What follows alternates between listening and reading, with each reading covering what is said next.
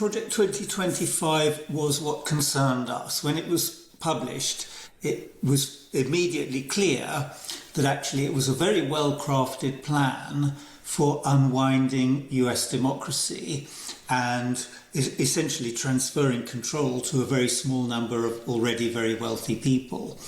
We have potentially the same mechanisms arrayed against the UK population, and we have fewer defences because in America they have a constitution which was specifically designed to prevent a slide into autocracy or tyranny. Now, we don't have that. We have an unwritten constitution which is partly legislation, but largely convention, and a lot of that convention is based on what Lord Hennessy called the good chaps theory of politics. So as long as we have people who are well-intentioned as Prime Minister, we won't have any disasters. But if we have somebody who has a majority and they're not well-intentioned, if they're bad actors or they're controlled by bad actors, we have very, very little in the way of defences. So we decided to pull together a group of experts to look at defensive constitutional reform. How do we put in place some safeguards to stop it being subverted by bad actors? If you look at the sorts of warnings that we've already had in the UK, when the Brexit referendum took place, the Intelligence and Security Committee called for a proper inquiry to look at the extent to which Russia was meddling. And they pointed out numerous examples of Russian influence in politics and in business in the UK. And at the same time, Carol Cadwallader's work highlighted the role of Facebook and Cambridge Analytica in crafting very, very well targeted messages to surround individuals with a personally designed wall of disinformation, and that's incredibly powerful.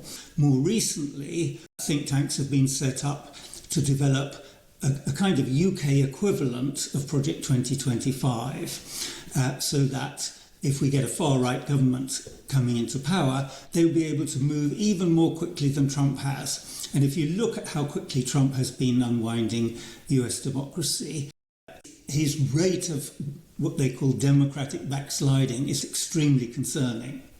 We should be very, very careful about assuming that our democracy is healthy now. Even 75 years ago, Lord Hailsham pointed out that we were living in an elective dictatorship, but things have changed quite dramatically since then. So if you look at the popularity ratings of Keir Starmer and Donald Trump, they're both dreadful, but Starmer's rating in the UK is lower than Trump's in the US. He hasn't been rapidly unwinding democracy.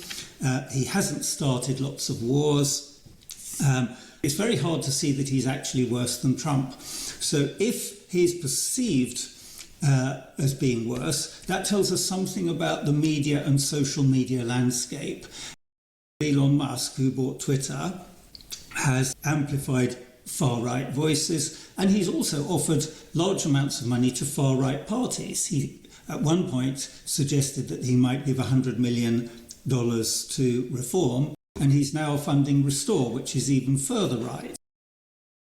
There is a think tank which was set up to develop a Project 2025-like plan for reform. It's now called Centre for a Better Britain.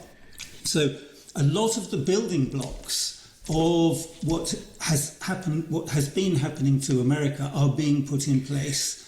The other thing we were talking about in the last hour was the rise of AI and how it's becoming increasingly sophisticated. You're talking about examples from previous elections where money had to be spent and people had to be employed in Russian clickbait farms. But now, your social media feed can be just algorithmically designed for you by a computer. No one's even seen it. The power of AI, and in particular the plausibility of it, has massively increased, even just in the last 6 months.